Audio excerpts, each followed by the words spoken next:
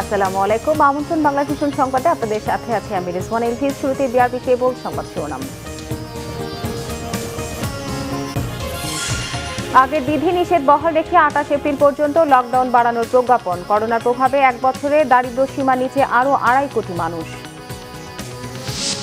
সবার জন্য ভ্যাকসিন ও চিকিৎসা উপকরণ নিশ্চিতে সব দেশকে একসঙ্গে কাজ করার আহ্বান প্রধানমন্ত্রীর। জাতিসংঘকে কার্যকর করার পরামর্শ। ১০৬ প্রবাসী শ্রমিককে নিয়ে সিঙ্গাপুরে গেল বিমানের বিশেষ ফ্লাইট। চলবে সপ্তাহে ৩ দিন। আইন লঙ্ঘনে সড়কে জরিমানা করলেও স্বাস্থ্যবিধির বালাই নেই বাজারে। নারায়ণগঞ্জে নাশকতার মামলায় হেফাজত নেতা মামুনুল হকের রিমান্ড চাওয়া হবে জানিয়েছে সিআইডি। রংপুরে থানাগুলো নিরাপত্তায় বসানো হয়েছে মেশিনগান। দেখছিলেন বিআরবি কেবল সংবাদ শিরোনাম। এবার বিস্তারিত। করোনা সংক্রমণ রোধে চলমান লকডাউনের মেয়াদ আগামী ২৮ এপ্রিল পর্যন্ত বাড়িয়ে প্রজ্ঞাপন জারি হয়েছে। আজ এ সংক্রান্ত একটি প্রজ্ঞাপন জারি করেছে মন্ত্রিপরিষদ বিভাগ। এতে বলা হয়, করোনা সংক্রমণের বর্তমান পরিস্থিতি বিবেচনায় লকডাউনের সময়সীমা ২১ এপ্রিল মধ্যরাত থেকে ২৮ এপ্রিল মধ্যরাত পর্যন্ত বর্ধিত করা হলো। আগের সব বিধি নিষেধ বহালের পাশাপাশি আন্তর্জাতিক বিশেষ ফ্লাইট চলাচল ও ব্যাংকিং কার্যক্রম অব্যাহত থাকবে। এর আগে সোমবার সচিবদের সভায় লকডাউন ১ সপ্তাহ বাড়ানোর সিদ্ধান্ত হয়। বিমান, সমুদ্র, নৌ, স্থলবন্দর এবং এ সংক্রান্ত অফিসগুলো এই নিষেধাজ্ঞার বাইরে। স্বাস্থ্যসেবা ও গণমাধ্যম সহ জরুরি সেবা কার্যক্রমও চলবে, আর শিল্প কারখানাগুলো নিজস্ব ব্যবস্থাপনায় চালু আছে। প্রধানমন্ত্রী শেখ হাসিনা বলেছেন, সবার জন্য করোনার টিকা ও অন্যান্য চিকিৎসা উপকরণের চাহিদা মেটাতে সব দেশের একসঙ্গে কাজ করা দরকার। টিকা উৎপাদনে সহায়তা দিতে এরই মধ্যে উৎপাদন করা দেশগুলোর প্রতিও আহ্বান জানিয়েছেন প্রধানমন্ত্রী। জাতিসংঘ সহ বৈশ্বিক ও আন্তর্জাতিক সংস্থাগুলোকে এ বিষয়ে আরও জোরালো ভূমিকা রাখার কথাও বলেন তিনি। মঙ্গলবার বোয়া ফোরাম ফর এশিয়ার উদ্বোধনী অনুষ্ঠানে রেকর্ড করা ভার্চুয়াল ভাষণে প্রধানমন্ত্রী শেখ হাসিনা বলেন, কোভিড-১৯ মহামারী মোকাবেলায় পারস্পরিক শক্তিশালী অংশীদারিত্ব প্রয়োজন। সার্বজনীন কাভারেজ অর্জনের লক্ষ্যে ভ্যাকসিন উৎপাদনকারী দেশগুলোর উচিত অন্য দেশগুলোকে ভ্যাকসিন উৎপাদনে সহায়তা করা। COVID-19 vaccines should be declared as global public goods. Countries producing the vaccines should help others produce the vaccine with a view to attaining universal vaccine coverage. At these critical times, financial and technical support to developing countries have also become more important. Developing countries need more access to the funds of the international financial institutions and the multinational development banks. Sheikh Hasina বলেন, COVID-19 মহামারী সবাইকে ইতিহাসের এক চূড়ান্ত পথে নিয়ে এসেছে এবং সম্ভবত সময়ের সবচেয়ে কঠিন চ্যালেঞ্জের মুখোমুখি মানুষ। মহামারীর আর্থসামাজিক প্রভাব বাড়ছে উল্লেখ করে তিনি বলেন, সমন্বিত প্রচেষ্টার মাধ্যমে এই চ্যালেঞ্জ মোকাবেলায় বৈশ্বিক ও আঞ্চলিক অংশীদারিত্ব খুবই গুরুত্বপূর্ণ। Bangladesh believes in the primacy of the global institutions.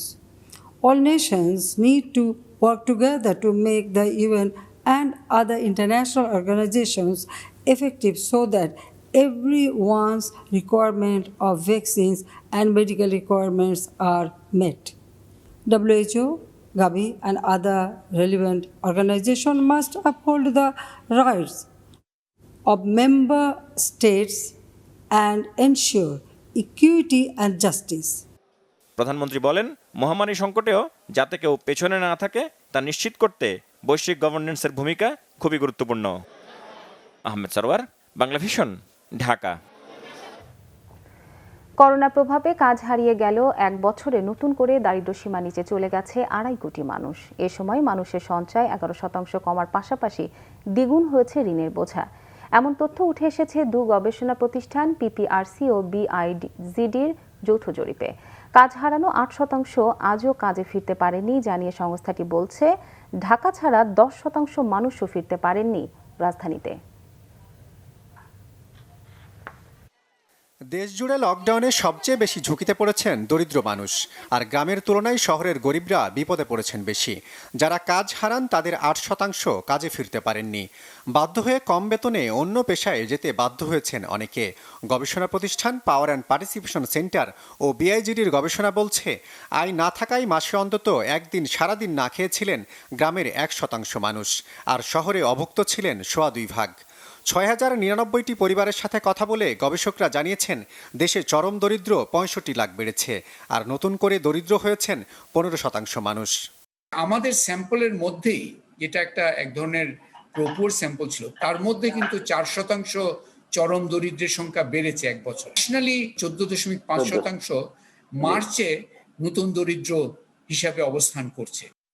Doctor Hossain Zillur Rahman জানিয়েছেন, করোনায় কৃষি শ্রমিক তেমন ক্ষতিগ্রস্ত না হলেও পরিবহন শ্রমিক, দিনমজুর ও ছোট ব্যবসায়ী বেশি ক্ষতিগ্রস্ত হয়েছেন। বাসা ভাড়া ও স্বাস্থ্যসেবার খরচ বাড়লেও আয় কমেছে 70%। ক্ষতি মোকাবেলায় সরকার বিভিন্ন পদক্ষেপ নিলেও তা খুব একটা কাজে আসেনি। সরকারের বিবেচনার মধ্যে আনা উচিত যে সহায়তা দেওয়ার ইচ্ছাটা সরকার ব্যক্ত করেছে, ভালো কথা, কিন্তু সহায়তা দেওয়ার পন্থা নিয়ে তাদের পুনঃচিন্তা করা দরকার। পন্থা নিয়েও পুনঃচিন্তা খুবই জরুরি, আর বরাদ্দের পরিমাণও অবভিয়াসলি বাড়ানো প্রয়োজন। আর সেকেন্ড হচ্ছে যে টার্গেটিং, এইটা অত্যন্ত একটা গুরুত্বপূর্ণ বিষয় যে দেওয়ার জন্য। এখানে আমার মনে হয় সেই যে আমলাতান্ত্রিক তালিকা তৈরির গল্পের মধ্যে আমরা বারবার আটকে যাচ্ছি। সংক্রমণ ঠেকাতে জীবন জীবিকা বিবেচনায় স্মার্ট লকডাউনের পরামর্শ গবেষকদের। সেই সাথে শহর গ্রামের দারিদ্র্য বিবেচনায় বাস্তব ভিত্তিক সহায়তা কর্মসূচি বাস্তবায়নের তাগিদ দেন ডক্টর হোসেন জিল্লুর রহমান। জিয়াউল হক সবুজ, বাংলা ভিশন, ঢাকা। সিঙ্গাপুরে কর্মরত শ্রমিকদের পাঠাতে বাংলাদেশ বিমানে বিশেষ ফ্লাইট চলাচল শুরু হয়েছে। আজ 106 শ্রমিককে নিয়ে যাওয়া হয়েছে দেশটিতে। সকাল 8টা 13 শাহজালাল আন্তর্জাতিক বিমানবন্দর থেকে ফ্লাইটটি ছেড়ে যায়। এখন থেকে মঙ্গলবার, বৃহস্পতিবার ও শনিবার সপ্তাহে 3 দিন সিঙ্গাপুরের উদ্দেশ্যে বিমানে বিশেষ ফ্লাইট চলবে।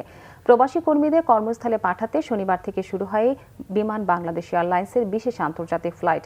প্রথম দিন নানা জটিলতায় অর্ধেকের বেশি ফ্লাইট বাতিল হলেও গত 2 দিন কোনো বাতিলের ঘটনা ঘটেনি। এছাড়া গত 3 দিনে ফ্লাইটের সংখ্যা বেড়েছে 3 গুণ। ফ্লাইট বাড়িয়েছে সৌদি এয়ারলাইন্সও। গত কয়েকদিনে কয়েক হাজার কর্মী কাজে যোগ দিতে দেশ ছেড়েছেন। নারায়ণগঞ্জে নাশকতার মামলায় হেফাজতে ইসলামের যুগ্ম মহাসচিব মাওলানা মামুনুল হককে রিমান্ড চাওয়া হবে বলে জানিয়েছেন সিআইডি প্রধান ব্যারিস্টার মাহবুবুর রহমান। মঙ্গলবার সকালে মালিবাগ সিআইডি কার্যালয়ে তিনি বলেন, সারা দেশে তাণ্ডব চালানো হেফাজতের বিরুদ্ধে করা 18টি ও আগের 5টি মামলা সহ মোট 23টি মামলা তদন্ত শুরু করেছে সিআইডি। নারায়ণগঞ্জে নাশকতার একটি মামলার তদন্তে মাওলানা মামুনুল হকের সম্পৃক্ততা পাওয়া গেছে এবং এই মামলায় তাকে শোন অ্যারেস্ট দেখিয়ে রিমান্ড চাওয়া হবে বলে জানান তিনি। তদন্তাধীন 23টি মামলা সিআইডির বিশেষজ্ঞ দল দিয়ে তদন্ত করা হবে। এক্ষেত্রে আধুনিক যন্ত্রপাতি সহ মামলার বিভিন্ন ফুটেজ ও সাইবার দল তদন্ত কাজে নিয়োজিত থাকবে বলে জানান ব্যারিস্টার মাহবুবুর রহমান। নাশকতার এসব মামলার তদন্তে যে বা যাদের নাম আসবে তাদেরকেই আসামির তালিকায় অন্তর্ভুক্ত করা হবে বলে জানান সিআইডি প্রধান। সারা দেশে এ ব্যাপারে অনেকগুলো মামলা হয়েছে, তার মধ্যে সিআইডি আমরা অলরেডি 23টা মামলার কন্ট্রোল নিয়েছি। আমাদের খুব ভালো সেট অফ ইনভেস্টিগেটর্স আছে, আমাদের ফরেন্সিক আছে, আমাদের ডিএনএ আছে, আমাদের সাইবার এক্সপার্টসরা আছে। এইসব জিনিসগুলো, এইসব কাজে যারা জড়িত ছিল, তারা অনেকে উপস্থিত ছিল, অনেকে ইন্ধন দিয়েছে, অনেকে অ্যাবেট করেছে। সো আমরা এদের সবাইকে আমরা আইনের আয়তায় আমরা নিয়ে আসবো। আমরা অপেক্ষা করছি, এখন একটা কেস রিমান্ডে আছে, এটা শেষ হওয়ার পরপরই আমরা ওনাকে রিমান্ডে আমরা নিয়ে আসবো। আমরা দেখেছি আমাদের এই কেসেও ওনারা আমরা ইনভলভমেন্ট পেয়েছি আমরা প্রাথমিকভাবে। অন্য মামলাতেও আমরা যদি দেখি যে ওনার অ্যাবেটমেন্ট আছে অথবা ইনসাইটমেন্ট আছে, তাহলে সেই মামলাও আমরা ওনাকে জিজ্ঞাসাবাদ করার প্রয়োজন হবে। অযৌক্তিকভাবে কাউকে হয়রানি বা গ্রেফতার করা হবে না, হেফাজত নেতাদের এই আশ্বাস দিয়েছেন স্বরাষ্ট্রমন্ত্রী আসাদুজ্জামান খান।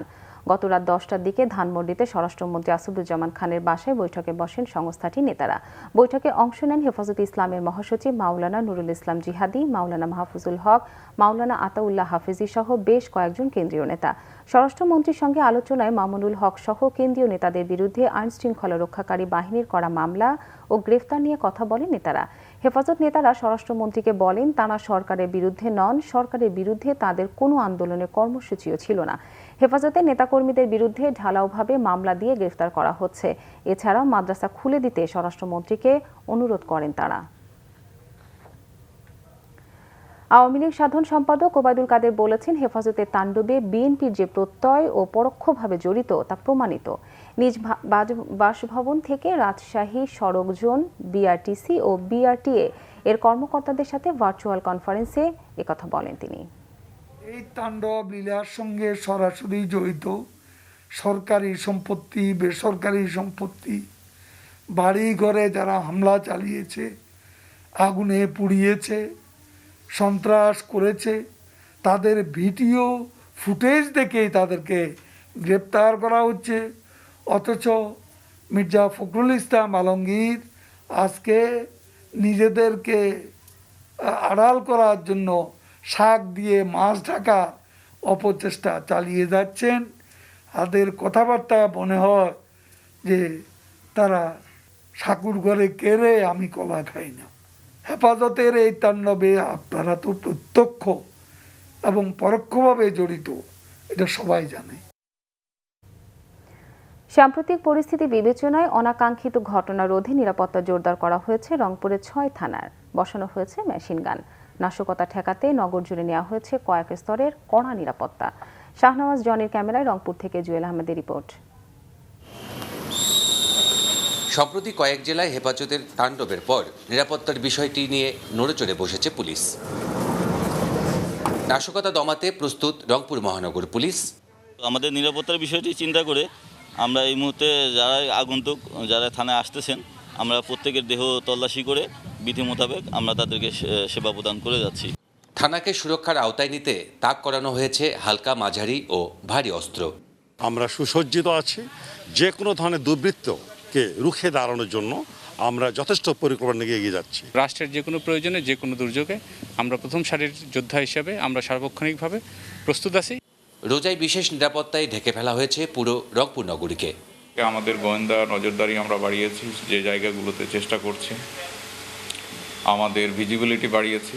আমাদের বিভিন্ন যে প্রতিষ্ঠানগুলো, আমাদের যে বিভিন্ন স্থাপনাগুলো আছে সেগুলো নিরাপত্তা জোরদার করেছি।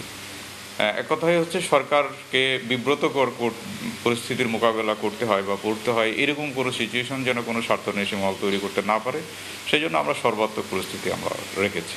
নগরীর অপরাধপ্রবণ এলাকাগুলোয় সতর্ক নজরদারির পাশাপাশি 57টি পয়েন্টে সিসিটিভি ক্যামেরার মাধ্যমে 24 ঘন্টায় পর্যবেক্ষণ করা হচ্ছে। জুয়েল আহমেদ, বাংলা ভিশন, রংপুর।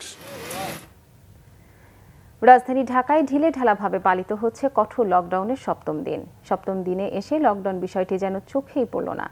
গণপরিবহন না থাকলেও ব্যক্তিগত গাড়ি আর সিএনজির উপস্থিতিতে রাস্তায় ছিল একেবারে স্বাভাবিক সময়ের মতো অবস্থা। দুপুর গড়াতে চেকপোস্টগুলোতে দেখা যায়নি আইন শৃঙ্খলা বাহিনীর সদস্যদের। আর সুযোগ বুঝে রাস্তায় বেড়েছে সিএনজি ও রাইড শেয়ারের মোটর বাইক। এদিকে কাঁচাবাজারে বেশিরভাগ বিক্রেতাই মানছেন না স্বাস্থ্যবিধি, পরছেন না মাস্ক। আইন লঙ্ঘনে সড়কে জরিমানা করলেও বাজারে তা অনুপস্থিত। লকডাউনের শুরু থেকে বন্ধ ছিল রাইড শেয়ারিংয়ের মোটর বাইক। রাস্তায় নামার আন্দোলনও করেছিল তারা, কিন্তু এই কঠোর লকডাউনে রাস্তার মোড়ে মোড়ে মিলল তাদের উপস্থিতি। অ্যাপস বন্ধ থাকায় চুক্তিতে প্যাসেঞ্জার নিচ্ছেন তারা। এটি রাজধানী কারওয়ান বাজারে কেনাবেচার ব্যস্ত দৃশ্য। ক্রেতারা অনেকেই স্বাস্থ্যবিধি মেনে মুখে মাস্ক ব্যবহার করলেও বিক্রেতারা একেবারেই উদাসীন। দ্বিতীয় দফায় আরও 1 সপ্তাহে লকডাউন বাড়ানোর ঘোষণা দিয়েছে সরকার। সড়ক আর বাজারে মানুষের এমন অবাধ চলাফেরায় এই লকডাউন কতটা কার্যকর হবে তা নিয়ে প্রশ্ন করেছেন অনেকেই। সংবাদ শেষ করব বিআরবি কেবল শিরোনামগুলো আরেকবার জানিয়ে। আগের বিধিনিষেধ বহাল রেখে 28 এপ্রিল পর্যন্ত লকডাউন বাড়ানোর প্রজ্ঞাপন। করোনার প্রভাবে এবছর দারিদ্র্য সীমার নিচে আরও 2.5 কোটি মানুষ। সবার জন্য ভ্যাকসিন ও চিকিৎসা উপকরণ নিশ্চিতে সব দেশকে একসঙ্গে কাজ করার আহ্বান প্রধানমন্ত্রীর। জাতিসংঘকে আরও সক্রিয় করার পরামর্শ। 106 প্রবাসী শ্রমিককে নিয়ে সিঙ্গাপুরে গেল বিমানের বিশেষ ফ্লাইট। চলবে সপ্তাহে 3 দিন। আইন লঙ্ঘনে সড়কে জরিমানা করলেও স্বাস্থ্যবিধির বালাই নেই বাজারে। নারায়ণগঞ্জে নাশকতার মামলায় হেফাজত নেতা মামুনুল হকের রিমান্ড চাওয়া হবে, জানিয়েছে সিআইডি। রংপুরে থানাগুলো নিরাপত্তায় বসানো হয়েছে মেশিন গান। এই ছিল এখনকার মতো। পরের সংবাদ বিকেল 4টায়, এর আগে 3টায় রয়েছে নিউজ টপ 10 দেখার আমন্ত্রণ রইল। এছাড়া বাংলা ভিশন সংবাদ ও সংবাদ সংশ্লিষ্ট অনুষ্ঠান দেখতে ভিজিট করুন www.banglavision.tv ও facebook.com/banglavision এবং সাবস্ক্রাইব করুন youtube.com/banglavision news। এতক্ষণ সঙ্গে থাকার জন্য ধন্যবাদ সবাইকে।